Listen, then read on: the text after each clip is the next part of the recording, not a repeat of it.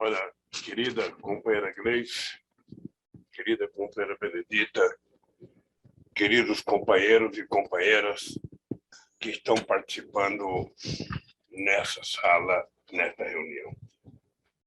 A Benedita começou fazendo um alerta, dizendo que era possível que tivesse uma outra pessoa infiltrada. E eu dizia para a Benedita que não tem problema que tivesse pessoa infiltrada. A gente queria convertê-lo. A gente queria convencê-lo. A gente queria poder provar para ele que se ele ouvisse a verdade, se ele ouvisse o brilho nos olhos de quem fala a verdade, ele, se estivesse nessa sala para criar qualquer confusão, iria pedir perdão a todos nós, pedir perdão a Deus e virar uma pessoa honrada, defensora da verdade e nunca defensora da mentira ou do mal. A segunda coisa, Gleice e Benedita, que me chamou a atenção nessa reunião, é que um partido que tem essa qualidade de gente assumindo a sua religiosidade, assumindo, sabe, de corpo aberto, de cabeça erguida, que são evangélicos, que fazem porque acreditam, é um partido que não pode acreditar na história de que os evangélicos e as evangélicas são como se fosse um gato, são tangidos por aqueles que querem mentir. O que a gente percebeu nesse encontro é que as pessoas têm cabeça, que as pessoas têm inteligência, que as pessoas gostam e concordam com a diversidade, com a pluralidade. As pessoas não querem ser iguais. As pessoas querem ser democráticas, as pessoas querem amar, as pessoas querem conviver bem na diversidade. É essa lição que a gente tira de uma reunião extraordinária como essa. Aliás, essa reunião, para mim, Gleice, ela nos mostra que a gente deveria criar na televisão do PT, na rádio do PT, um momento evangélico. Um momento na nossa rádio, na nossa televisão, em que a gente pudesse ter vocês falando. Não é escolher um pastor, não é escolher um bispo, é vocês. Do jeito que vocês falaram, com a tranquilidade que vocês falaram, com a alma aberta, sabe, do jeito que vocês falaram, que interessa para a gente colocar nas nossas redes, para as pessoas perceberem efetivamente o que é a religião evangélica no nosso país. Porque há muito fetiche, há muita queimação, há muita maldade, contra e a favor, há muito diz que diz, e quando a gente ouve vocês falarem, a gente está vendo simplesmente as pessoas falando a verdade, falando com o coração, falando com a alma, falando aquilo, sabe, que precisa ser falado, porque a verdade ela vencerá em qualquer hipótese. Eu lembro que quando a gente estava fazendo um livro, há uns 3 anos atrás, nós ficamos discutindo, os companheiros jornalistas que ajudaram a tentar colocar o nome no livro, e pensa no nome, pensa no nome, pensa no nome, e eu falei, o nome é o seguinte, só tem um só, a verdade vencerá. E por que eu queria que a verdade vencerá? Porque na minha vida, a verdade venceu a vida inteira. Deixa eu contar um pouco para vocês. Eu nasci na cidade de Garanhuns, em Pernambuco.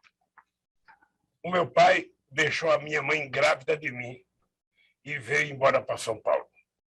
Ele só foi voltar a Pernambuco 5 anos depois. Eu já andava, já brincava, mas não conhecia meu pai. Ele foi para Pernambuco, ficou lá umas 2 semanas e voltou para São Paulo. E quando eu tinha 7 anos, minha mãe resolveu largar tudo que a gente tinha, porque o tudo nosso era quase nada. Era uma casinha daquela feita de barro e bambu que vocês conhecem. Se não conhecem, porque nunca viram, já viram na televisão. Era uma terra muito pequena, era uma terra que não dava quase nada, e se desse a gente não tinha dinheiro para comprar semente, a gente não tinha condições de plantar, ou seja, a gente não tinha uma vaquinha para dar leite, a gente não tinha nada. Era uma mulher e 8 filhos para sobreviver às custas de um pouco de dinheiro que o pai mandava para Pernambuco. minha mãe teve a coragem de sair de Garanhuns, pegar um pau de arara, andar 13 dias no pau de arara, chegar em São Paulo para encontrar o meu pai. Ou seja, qual não foi a surpresa da minha mãe, que a minha mãe, chegando no Porto de Santos, encontrou meu pai casado com outra mulher e com mais um monte de filhos. Ou seja, a minha mãe toma a atitude de se separar do meu pai, ela vem para São Paulo, sabe, em 1956. A minha mãe vem sem nenhum filho trabalhar, sem ninguém. Arruma emprego de carvoeiro para um, arruma emprego de vendedor de sardinha para outro, ou seja, e ela vem separada do meu pai. Quando minha mãe se separou do meu pai, a gente não tinha nada. A gente tinha uma lata de leite mococa vazia e a gente tinha uma tina. Quem não sabe o que é tina, é uma barrica cortada no meio, que era utilizada para tomar banho e para lavar roupa. Foi essas coisas que nós tínhamos para levar quando minha mãe se separou do meu pai. Ou seja, depois disso, a gente sobreviveu. Minha mãe conseguiu sozinha criar os 8 filhos. Meu pai muitas vezes tentou voltar, minha mãe nunca aceitou voltar. Ou seja, eu fico pensando que isso só foi possível porque tinha um dedo ou tinha a mão de Deus em cima da família.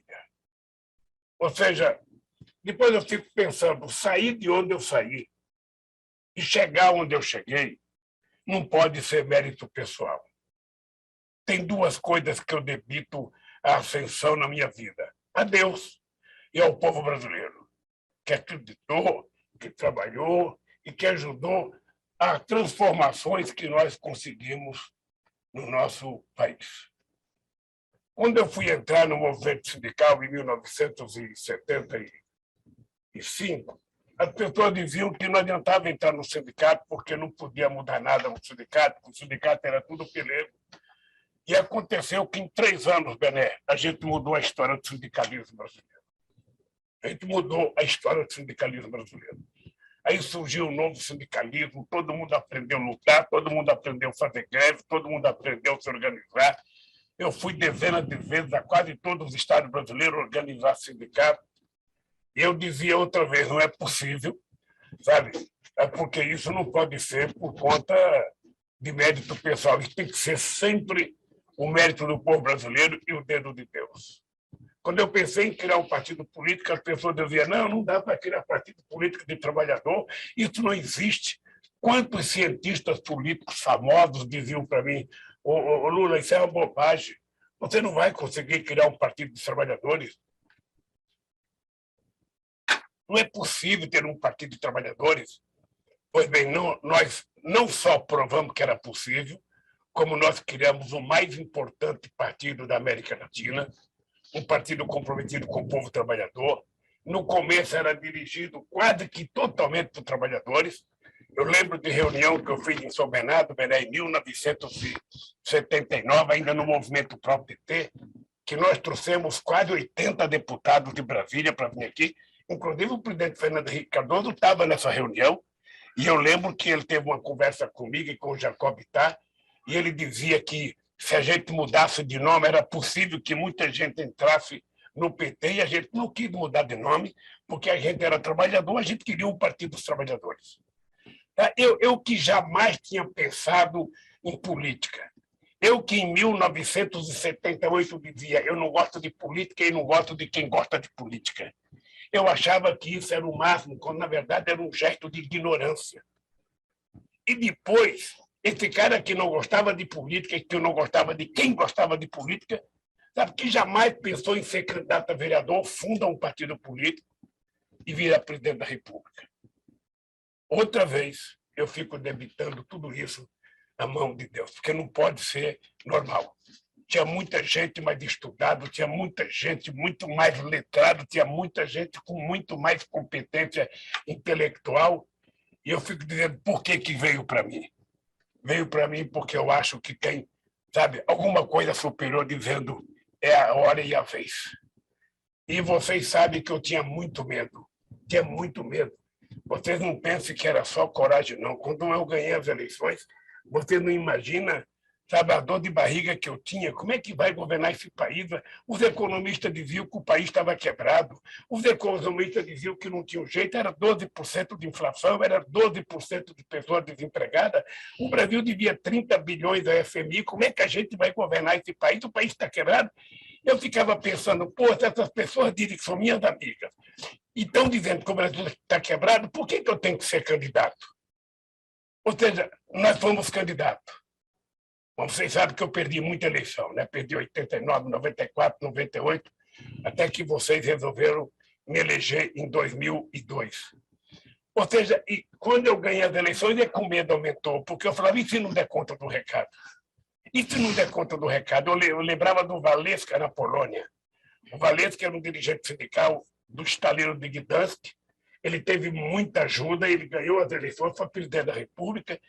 Aí, quando ele foi presidente, que ele foi se reeleger, ele só teve 0,5% de voto, porque o governo dele tinha sido um fracasso. E eu falava, eu não posso fracassar. Por que eu não posso fracassar? Porque se eu fracassar, eu não vou morar em Paris, eu não vou morar em Nova York, eu não vou morar em Londres, eu vou morar em São Bernardo, a 600 metros do sindicato, a 2.000 metros da Volkswagen, a 6 quilômetros da Mercedes-Benz. Eu vou ver a peãozada todo santo dia, como é que eu posso errar? E outra vez, eu debito, sabe, algo muito superior a gente ter feito o que a gente fez. Primeiro, a credibilidade que a gente deu ao povo brasileiro. Para a gente elaborar as políticas públicas que nós fizemos no país, nós fizemos 74 conferências nacionais. Cada conferência nacional era precedida de conferência municipal, de conferência estadual e de conferência nacional. Foram essas 74 conferências nacionais que deram a nós a sabedoria de escrever as políticas públicas que nós colocamos em prática nesse país. A segunda coisa que nós fizemos, sabe? Se você não trabalhar com o coração, se você, ao invés de governar, não tiver a decisão de cuidar do povo, você não vai fazer nada, você vai fracassar. Porque não tem ninguém para fazer pressão para o pobre estar no orçamento. Sabe, quem entra no orçamento são as chamadas categorias organizadas. As Forças Armadas estão lá no orçamento. Estão lá no orçamento. E 2/3 do orçamento das Forças Armadas são gastos com os aposentados. Eles não falam, mas falam muito na aposentadoria do povo pobre e trabalhador. Ou seja, depois você tem todo lá a Receita Federal, o Ministério Público, está todo mundo no orçamento da União. E não tem o pobre. Porque o pobre não pode ir para Brasília, o pobre não pode fazer pressão, o pobre, às vezes, não tem nem como reclamar. Só para vocês terem ideia, uma vez eu estava com o Dornelles, que foi senador pelo Rio de Janeiro, era sobrinho do Tancredo Neves, foi secretário da Receita Federal, foi ministro. Ele estava num palanque, ele disse assim para mim, ô presidente, eu já fui tudo nesse país e eu não tinha noção da quantidade de pobre que tinha no Rio de Janeiro. Olha, como é que pode uma pessoa que já foi tudo no país não saber que tinha tanto pobre no Rio de Janeiro? É porque sempre ia para a praia de Copacabana, não ia para os morros, não ia para a periferia, saber aonde é que estão os pobres. Então, compreendo tudo isso, que me causava muito medo, eu falei, Sinage, se a gente não colocar o pobre no orçamento, a gente não resolve o problema do Brasil. A Bené estava no governo. E eu dizia, olha, a gente vai ter que mudar o discurso. Ao invés da gente falar em gasto, a gente vai ter que falar em investimento. Ou seja, tudo que for para o pobre é investimento. Educação tem que ser investimento. Saúde tem que ser investimento. Até porque se a pessoa estiver com saúde, ela vai trabalhar mais, ela não vai gastar dinheiro público correndo para o hospital. Ou seja, a escola técnica tem que ser tratada como investimento. Vocês pensam que foi fácil criar o ProUni? Vocês pensam que foi fácil fazer o FIES? O FIES já existia, mas não tinha ninguém que bancasse o fiador. Ninguém queria ser fiador de estudante. E nós tomamos a decisão de que o Estado vai ser o fiador do povo. Se o Estado pode financiar rico, por que não pode financiar pobre? Mas foi essa mudança de cultura e de comportamento que nós fizemos que a gente conseguiu fazer a maior política de inclusão social da história desse país. Eu falo isso com muito orgulho. Faço isso com muito orgulho. E faço isso porque eu tenho certeza que muitos de vocês participaram. Muitos de vocês participaram direto e indiretamente da possibilidade da gente fazer as coisas que aconteceram nesse país. Sabe, o sucesso disso depende muito e dependeu muito da participação do povo brasileiro. Eu nunca acreditei nessa história de que os evangélicos iam votar não sei aonde, iam votar não sei aonde. Eu acho que os evangélicos votam naqueles que tiverem capacidade de convencer eles, naqueles que fizeram seus argumentos chegarem até eles. Lamentavelmente, a gente teve em 2018 uma campanha aversa com fake news, com muita mentira, coisa que a gente não estava tão acostumada. E nós aprendemos. Nós aprendemos. Eu acompanho pesquisa todo dia e eu não vejo o Bolsonaro ganhar de mim no meio dos evangélicos. Eu não vejo. Isso porque ele já está em campanha, eu não estou ainda. Quando a gente está em campanha, eles vão ver a qualidade do nosso discurso para o povo religioso de todas as religiões. Porque nós precisamos defender o Estado laico. E cada religião tem que se organizar do jeito que as pessoas querem se organizar. Eu lembro da briga que nós tivemos quando as pessoas queriam fazer uma lei, sabe, que era quase como se fosse a lei do silêncio. E nós fizemos a tal da reforma no Código Civil para garantir a liberdade do culto. Porque sem liberdade de culto você não teria religião funcionando livremente nesse país. Teve momentos que eu fui perseguido. Eu lembro uma vez, eu falo isso de coração, eu lembro que na campanha de 89, a Igreja Universal do Reino de Deus, ela tinha um jornalzinho, e ela fez quase que na boca da campanha um jornalzinho. Eles diziam que tinham feito 1 milhão de jornalzinhos que dizia assim, Lula, o demo. Lula, o demo. Mas depois que eu fui presidente, eu tive uma extraordinária relação com todas as igrejas. Eu fui amigo de todo mundo, conversei com todo mundo e governei para todo mundo. Porque eu não queria governar para o pastor, eu queria governar para o povo. Sabendo que a maioria na periferia desse país, hoje, sabe, está vinculada a uma igreja evangélica, porque elas são maioria, sabe? Só a maioria, sobretudo as menores, são maioria em qualquer periferia que você for desse país. E a gente sabe da representatividade que tem o povo evangélico no mundo hoje, no mundo político, sabe? É muito forte. E nós sabemos que a gente tem que conversar com os evangélicos, sabe, enquanto povo, enquanto cidadão brasileiro, cidadã brasileira, e dizer aquilo que a gente pensa, sabe, que precisa acontecer no Brasil. Eu não precisaria mais voltar a ser candidato a presidente do Brasil. Confesso a vocês que às vezes eu acho que eu não tenho muito juízo. Porque depois de fazer tudo o que nós fizemos, sabe, eu poderia passar o resto da minha vida, quem sabe, não dá para pescar aqui em São Paulo, no Rio Tietê, porque está muito poluído, mas eu iria procurar um lugar para pescar. Mas acontece que há uma coisa que fala mais forte na minha cabeça, no meu coração. Ou seja, quem é que vai lutar para tirar esse país da miséria que ele se encontra? Nós tínhamos conseguido acabar com a fome nesse país. A coisa que eu tinha mais orgulho é quando eu falava que o cidadão estava no fim de semana comendo um churrasquinho, assando uma picanha, uma costela. A coisa que eu tinha mais orgulho era saber que o jovem preto da periferia, a menina preta da periferia, filha de empregada, filha de empregado, estava podendo entrar numa universidade. Nós saímos de 3,5 milhões de jovens na universidade para 8 milhões de jovens na universidade.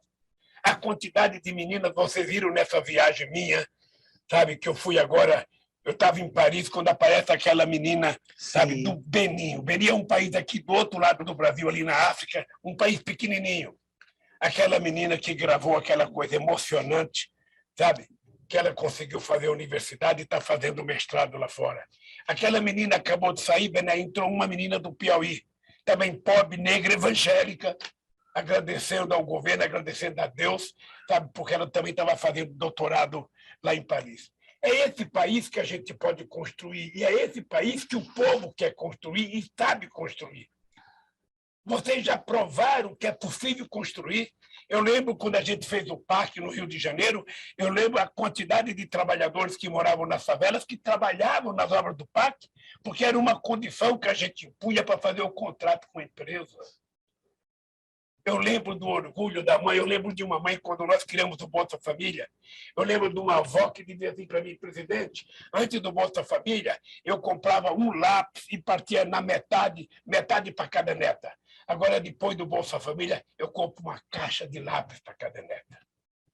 E tinha gente, que vocês sabem quem é, que me criticava. Não, o Lula está dando dinheiro.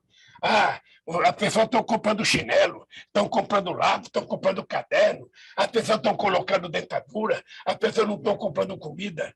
Sabe, uma ignorância, sabe, contra os pobres que eu nunca vi na minha vida. É preconceito contra o pobre mesmo. É preconceito. Tem uma parte da sociedade que não gosta dos pobres. Os pobres incomodam quando trabalha, quando entra num restaurante, quando vai no teatro, quando vai no cinema, sabe? Quando vai no aeroporto. Então, eles dizem que o aeroporto está virando rodoviária. Quando o pobre vai para a praia, no lugar que os ricos pensam que é só dele. Então, nós temos um preconceito de classe que está envolvido na alma de uma parcela do brasileiro, e não é do pobre para cima, não, é de cima para baixo. Não é nós, pobres, que temos preconceito contra o rico. Eles é que têm preconceito contra nós. Então, como é que a gente vai poder suportar um país que no nosso governo chegou a ser a 6ª economia do mundo, ou de ser a 13ª economia do mundo? Como é que a gente vai viver, como disse a nossa companheira pastora aí, sabe, um país que voltou a ter 19 milhões de pessoas com fome, 116 milhões com algum problema de segurança alimentar, 15 milhões de desempregados, 6 milhões de pessoas que já pararam de procurar emprego e 33 milhões de pessoas que estão vivendo de bico? Como é que a gente vai viver? Pessoas na rua pedindo esmola, com um papelão escrito, eu quero comer porque estão com vergonha de falar. Quem anda na rua de São Paulo, do Rio de Janeiro, sabe, de Pernambuco, de Salvador, a gente vê a quantidade de pessoas dormindo na rua. Esse dia da minha companheira já mostrou uma fotografia de uma pessoa de 90 anos de idade na rua. E essa pessoa dizia, o que eu fiz por merecer estar na rua com 90 anos de idade? Então, o que nós provamos, companheiros, é que o Brasil tem jeito. O que nós provamos é que esse país pode ser decente, pode ser digno. O que a gente provou é que a religião pode ser feita com muita seriedade, com muita verdade. Ninguém precisa ser charlatão, ninguém precisa mentir, ninguém precisa utilizar e abusar da boa-fé do povo. A fé do povo é uma coisa sagrada. E esse país a gente pode construir, vocês já deram demonstração que pode construir, já construíram. Nós já fizemos isso em cidades, nós já fizemos em estado, nós já fizemos no Brasil. E a única razão que a gente pode entender desse ódio contra, sabe, os pobres é a inclusão social. Sabe, a inclusão social que vem desde o fim da escravidão. A escravidão foi abolida, foi, mas era emprego para os escravos, não. Passaram a chamar ele de vagabundo porque eles não tinham de trabalhar. Quando, na verdade, deveria ter tido um planejamento, abolir a escravidão com terra, com emprego, com propriedade, para as pessoas virarem cidadãos. Ou seja, outros países, sabe, aboliram a escravidão e pagaram o dono do escravo. Ou seja, nós podemos consertar o país? Eu acredito que pode consertar. O que me faz efetivamente querer ser candidato outra vez é porque eu tenho fé em Deus que a gente pode consertar esse país. A gente pode consertar. A gente pode fazer a economia voltar a crescer, a gente pode voltar a gerar emprego formal, a gente pode cuidar do meio ambiente com respeito e com carinho. Não é só cuidar da Amazônia, não. É cuidar da poluição no Rio de Janeiro, em São Paulo, em Manaus. A gente fala da floresta amazônica, mas a gente não fala dos igarapés, todos poluídos, sabe? E o povo morando em cima dos igarapés. Então, nós temos que cuidar do povo. Quando a gente estiver cuidando do povo, a gente está cuidando da nossa floresta, a gente está cuidando da nossa fauna, a gente está cuidando da nossa água. Isso é plenamente possível. É isso que me motiva a brigar. É isso que me motiva a dizer, eu tenho 76 anos de idade, mas tenho energia de 30. Porque a palavra desistir, para mim, ela não existe. A única luta que a gente perde é aquela que a gente não tem coragem de fazer. Portanto, companheiros e companheiras, meus irmãos e minhas irmãs, eu acho que nós temos uma tarefa extraordinária. Eu acho que se a gente tiver condições, Gleice, de colocar na televisão coisas que essas pessoas falarem que podem falar, porque às vezes a gente pensa que falar é preciso sofisticar a linguagem, e às vezes as coisas mais simples que a gente fala. Esse dia eu estava numa cooperativa de catador de papel em Brasília, e uma mulher foi falar e ela disse que perguntaram para ela o que é ser de direita ou de esquerda. E ela respondeu da forma mais simples do mundo. Ela falou: o que eu sei é que quem é de direita defende o rico, quem é de esquerda defende o pobre. E é exatamente isso. É exatamente isso. Essas pessoas já governaram o Brasil há muito tempo. Essas pessoas já governaram. Vocês viram que governador o Rio de Janeiro elegeu em 2018? Como é que pode eleger uma pessoa que não tem nenhum compromisso com nada, que não tem compromisso com a verdade, que ninguém conhece? É preciso que a gente assuma a responsabilidade. E vocês, pelo que eu ouvi vocês falarem, vocês não sabem a responsabilidade que está debitada e depositada nas costas de vocês. Não é um cara que tem que ganhar as eleições de um partido, é o povo que tem que ganhar as eleições.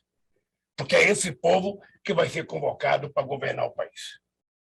Eu quero dizer para vocês que eu estou agradecido, Beré, agradecido de coração pela lição que eu tive hoje. Eu, quando saí da cadeia, eu posso dizer para vocês que na cadeia eu aprendi muito. Na cadeia eu aprendi, inclusive, Bené, a assistir muitos cultos evangélicos pela televisão. Na cadeia não tinha TV a cabo, era só TV aberta, e aí você sabe o que o povo brasileiro vê todo santo dia. Eu assisti muitos cultos na TV.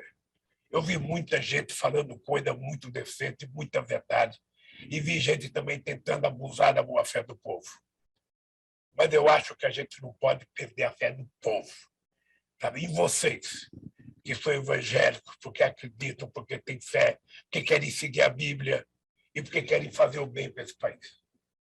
Por isso, companheiros, quando eu saí da cadeia, eu fui visitar o Papa Francisco e fui visitar o Conselho Mundial das Igrejas, Bené. Por que eu fui visitar o Papa e o Conselho Mundial das Igrejas? Porque eu estava a fim de começar uma campanha contra a desigualdade. Nós precisamos aprender a nos indignar com a desigualdade.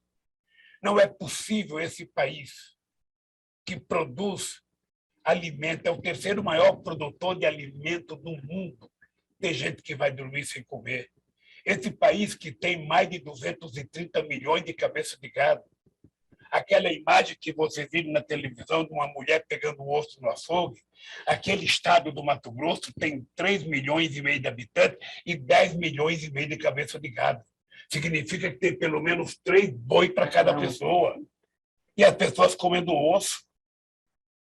Sabe, não é possível a gente ver os estados e os países ricos gastarem tanto dinheiro com guerra, e o mesmo dinheiro não tem para gastar com as pessoas pobres que estão passando por privação, tentando atravessar o Oceano Atlântico para poder sobreviver. E por que as pessoas tentam sair de um país para outro? À procura de comida, à procura de oportunidade, à procura de uma chance de viver dignamente. Porque se todo mundo tivesse comida, se todo mundo tivesse possibilidade de trabalho, ninguém saía. Certamente a minha mãe não teria saído de Guaramuns, Benedito, para vir para São Paulo, se ela tivesse o que comer, se tivesse onde filho trabalhar. As pessoas viajam por necessidade. Eu fui agora na Europa e o pessoal tem muito medo dos imigrantes que estão saindo da África e indo para a Europa. Muito medo. Eu dizia para eles, é engraçado. O primeiro pobre alemão que foi para o Brasil foi em 1920, na cidade chamada São Pedro, em Santa Catarina. Me parece, não sei se eu cometi um erro aí, mas vocês podem pesquisar. Bem, nós não recebemos aqui alemães ricos, italianos ricos, português rico, espanhol rico, japonês rico. Era tudo pobre quando vieram. Somente depois da Revolução Industrial, depois que o Brasil começou a crescer, é que vieram os ricos. Mas nós recebemos todo mundo pobre aqui, demos terra para todo mundo trabalhar e todo mundo teve chance, e aqui foram tratados com respeito. Por que os países ricos não querem que o pobre entre? Por que que o Trump ganha dinheiro dos pobres e fala a América para os americanos? E aonde vão 40 milhões de latino-americanos que estão lá? Aonde vão os negros que estão fugindo da guerra? O que eles fazem? Se fosse utilizado o dinheiro que se gastou na guerra do Iraque, mais de 4 trilhões de dólares, para cuidar dos pobres, a gente não tinha pobreza no mundo. E não é dar comida, não, é dar trabalho. É fazer uma revolução agrícola no continente africano, porque a savana africana produz com a mesma qualidade que produz o cerrado brasileiro. Então, companheiros e companheiras, vocês têm que crer que um outro mundo é possível. Um outro mundo é possível construir. Nós já provamos isso. E eu quero votar porque eu tenho dito para o pessoal do PT e tenho dito para a eleição, é o seguinte, você sabe que eu vou ter que votar e vai ter um probleminha sério, que é o seguinte, eu vou ter que fazer mais do que nós já fizemos, porque é possível fazer mais. Significa que a gente vai ter que brigar mais. Mas significa que o povo pobre tem que ser respeitado. O povo pobre tem que ter direito a comer 3 vezes ao dia, tem que ter direito a trabalhar, tem que ter direito à saúde, tem que ter direito à educação, tem que ter direito a um transporte decente. Nós precisamos mudar isso. Nós precisamos mudar, porque não é possível que o país tenha ficado mais pobre. Então, companheiros e companheiras, eu quero terminar agradecendo a todos vocês que fizeram oração quando eu estava preso. Eu quero terminar dizendo para vocês que eu poderia ter saído do Brasil. Eu poderia ter ido para um outro país. Eu poderia ter ido para uma embaixada. E eu tomei a decisão de não ir, porque eu precisava provar que o Moro era mentiroso. Eu precisava provar que aquela turma do Ministério Público era mentirosa, que eles estavam trabalhando a serviço do Departamento de Justiça dos Estados Unidos, porque eles queriam quebrar as empresas de engenharia no Brasil. Eles queriam quebrar a indústria de óleo e gás. Eles queriam acabar com a nossa indústria naval, como querem acabar com a nossa Petrobras, com a nossa Eletrobras, tentando privatizar. O que eles querem, na verdade, é tomar conta do nosso país. E nós queremos soberania para o nosso país. Eu fui para lá porque eu queria provar a quadrilha que foi montada para denunciar o PT. E vocês, se não sabem, guardem esse número. Somente a Lava Jato é responsável por 4.400.000 postos de trabalho perdidos nesse país. Foram 4.400.000 pessoas que ficaram sem emprego por conta de um juiz impostor, por conta de um juiz mentiroso que agora está sendo candidato, por conta de uns procuradores. O procurador disse que saiu para cuidar da filha, mas agora quer entrar na política. Ele saiu, não foi por causa da filha, por causa das mentiras que ele tinha contado, que já estava provado que ele tinha mentido. Então, a quantidade de empresas que quebraram, a quantidade de gente que perdeu emprego, 272 bilhões de reais deixaram de ser investidos na economia por conta daquela quadrilha que foi montada.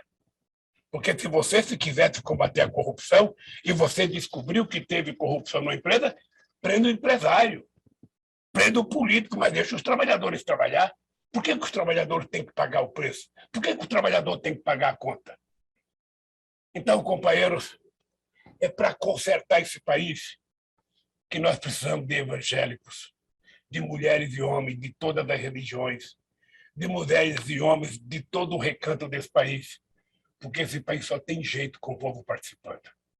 Bené Igreja, do fundo do coração, eu aprendi tanto hoje que se essa reunião tivesse sido feita 2 anos atrás, eu estaria melhor hoje do que eu estou. Eu acho que a gente teve um aprendizado, Gleice. É a 3ª ou 4ª reunião que a gente faz com muita gente. E eu acho que a gente tem que adotar, Bené, como costume do PT, fazer mais reunião, permitir que o povo fale mais, porque vocês vão ser chamados a construir o programa de governo. Vocês que estão participando hoje dessa sala, sabe, pode começar a colocar no papel o que vocês pensam do Brasil para a educação, o que vocês pensam para a cultura, o que vocês pensam para o mundo do trabalho. Sabe, você tem que colocar no papel e mandar. Sabe, agora vocês têm como entrar em contato com o PT, nós temos um canal de televisão, nós temos uma rádio, ou seja, vocês precisam tomar conta disso e tomar conta falando. Quando um cara como aquele Magno Malta do Espírito Santo mentia a nosso respeito, não é a Gleice que tem que tentar explicar, não. A gente tem que permitir que vocês falem exatamente o que ele representa, porque vocês conhecem gente que se comporta como ele. Portanto, gente, olha, de coração, um abraço em cada mulher, em cada homem, um beijo no coração. Obrigado por vocês existirem e obrigado por vocês serem evangélicos. Obrigado por não ter vergonha de dizer que são evangélicos e, mais ainda, dizer que são evangélicos progressistas, de esquerda e ainda petista. É tudo que eu poderia ouvir da boca de vocês. Um beijo no coração de todos vocês. E até a próxima oportunidade, se Deus quiser.